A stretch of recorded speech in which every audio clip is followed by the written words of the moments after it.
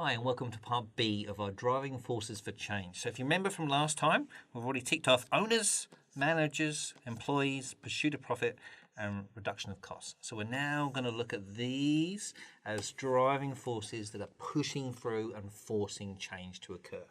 So from the study design, we're looking at these key dot points. Remember, this is part B, so we've already looked at the first one. So the driving forces for change. In this lesson, we're going to look at competitors, legislation, globalization, technology, innovation, and social attitudes. So without further ado, let's begin. Okay, our next driving force is competitors. Now, clearly, they're going to be a major driving force for change on our business because whatever they do will impact on us. So if you think of it from the business, if they were to steal market share from us, then we now need to respond. So this idea of there's a tug of war going on, that if they steal from us from our market share, then we need to respond to that. Now, some classic examples in business are the vying between these two. Whenever you see a new option for an ice cream sundae from one, then the other one comes out with a version. Or you got the vegan burgers or the cafe options and the others respond. Because they're in the same market and they're direct competitors for the same type of customer base, then whenever one does something, the other one needs to respond. So it's a driving force for change that forces through a reaction from them. Our next driving force is legislation. Now, by legislation, we're meaning the laws and legal regulations that are coming from a country that our businesses must follow. So it's not optional. They must follow through with the laws and legislation. Therefore, unlike some of the other driving forces, it's a compulsory driving force. You have to comply. So if the letter of the law comes down, then the business is driven to respond to that. Now, a classic example we can think of in the recent period of time is COVID-19.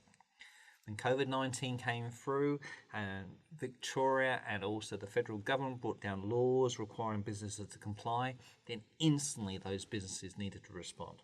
We've talked before about cafes having to change their social distancing measure, moving tables 4 meters apart to make sure that customers couldn't sit next to each other. They also had to comply with having a database of all COVID cases in their employment and record all that and report that through to the government. They were requiring worker vaccination. For my own school, that teachers had to have vaccinations before they could carry on teaching in their job, and the employer was responsible for compiling that database to know that was occurring, and providing also their staff with PPE equipment. So you can see here how this one issue created legislation that forced these businesses to comply. It wasn't optional, they were forced to change, and it was a major driving force for that change. This next topic is huge, especially in businesses today, and it's probably an emerging and growing force for change. So what do we mean by globalization? So the increase in global trade, communication and transportation on a global scale. The idea being we can communicate with any aspect of the world in terms of dealing with suppliers, customers, retailers, warehouses can occur on a global level. We can have supply chains moving items through from throughout the world. We can have transportation and distribution links accessing different parts of the world we never could do before. And equally, we can have competitors from other countries coming in and drawing upon our own customer base as well. So globalization, these are big players, Amazon, Google, Cadbury. They're all global entities that are working on a global plane and having an impact both for more opportunities, but also as a driving force as a competitor as well. So they're their own separate category. Increasing trade, cultural change, access, technology, all of this is driving businesses to respond. So let's look a bit more detail how it actually works. So for some businesses, okay, you're going to have these global competitors coming into the country. So beforehand, if you're a niche chocolate, and you know how much I like chocolate, so it always comes back to chocolates. But if you were a chocolate manufacturer on a small scale making boutique gourmet chocolates, then the global entities of Cadbury and Nestle and Mars coming in and stealing some of your customer base is inevitable. And so having to respond to that makes a business change and driving them to change. Equally, there could be opportunities, conversely, overseas markets that you can tap into. So say you had your niche chocolate manufacturer in Australia and you thought it might reach new markets in the UK or America, there's a chance now to expand and do that. You might find that there's some countries with free trade agreements, which allows that to occur. And the idea that expanding internet and electronic communication means that people and customers from the UK and America can literally just tap on your website, find your item and purchase and make an order to have that item delivered across. So there's great opportunities. As well as threats, there's opportunities.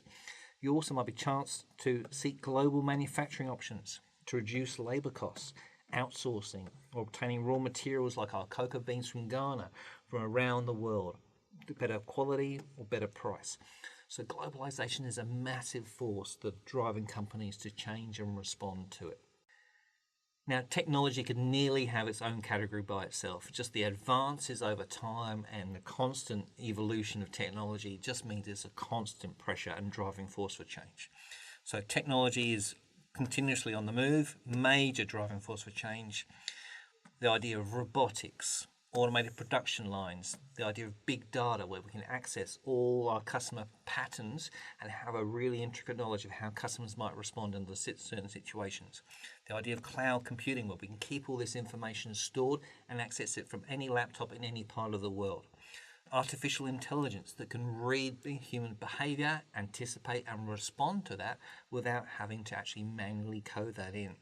Self-driving vehicles. I mean, the list goes on and on and on, and you can think for yourselves how many examples there are of technology having a change in business. So looking in a bit more detail about just a range of businesses and industries that have been affected by technology. Let's start by retail.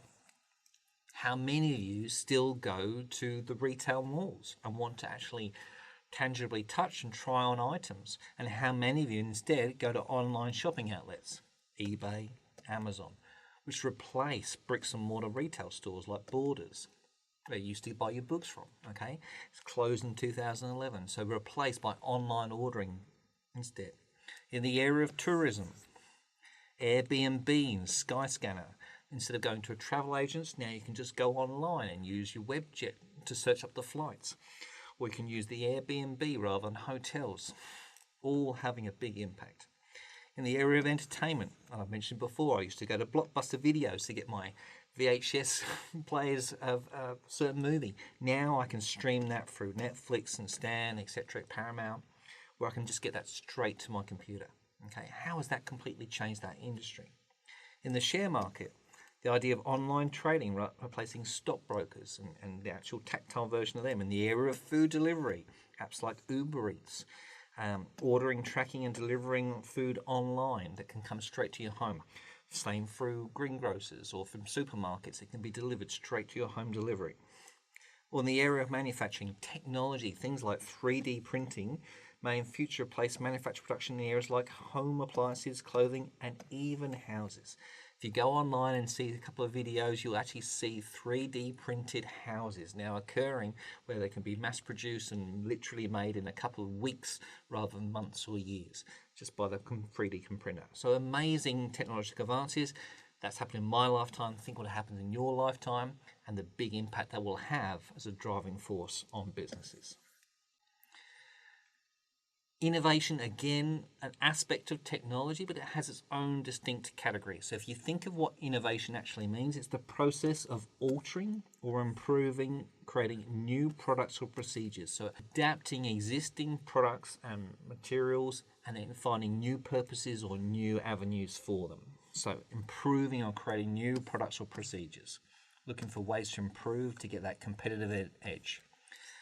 If we think about the idea of electric cars replacing the petrol-driven and the diesel-driven vehicles that we've had in the past. Just the car itself is still the same, but this innovation to the energy supply for that vehicle is what's changing it around. Taking that into more example is Tesla. So the idea that Tesla, American multinational automotive and clean energy company, headquartered in Austin, Texas. So this is Elon Musk's company, which designs and manufactures electric vehicles, battery energy storage from home, solar panels and solar roof tiles. So all these innovations, so the car is still the same, but the idea being that it has now an electric rather than a diesel or petrol powertrain. that it can now navigate on autopilot, not requiring human intervention, that it can do automatic lane changes. It can summon on command. You've seen the clips, I'm sure, where you whistle or you beep and the car comes to you from a short parking distance. Or you get to an area and you're not very happy with your three-point turn parking and it can auto-park for you. So all of these innovations which change the industry and make customers wanting to buy this type of vehicle rather than the previous ones. Again, a driving force not only for its own business, but on other businesses to follow that lead. And our final driving force we're going to look at is societal attitudes. These are the collective values, beliefs, and views of the general public. So if we were to do a straw poll about people and ask them what they believe, what they think is important, what are the values they would like to see in society, when you capture that, then businesses need to respond to that. And obviously over time, society's views and beliefs change, and therefore businesses need to respond to that as well. So it's that change of consumers, employees, and the general society that is that driving force, and businesses needing to respond to that.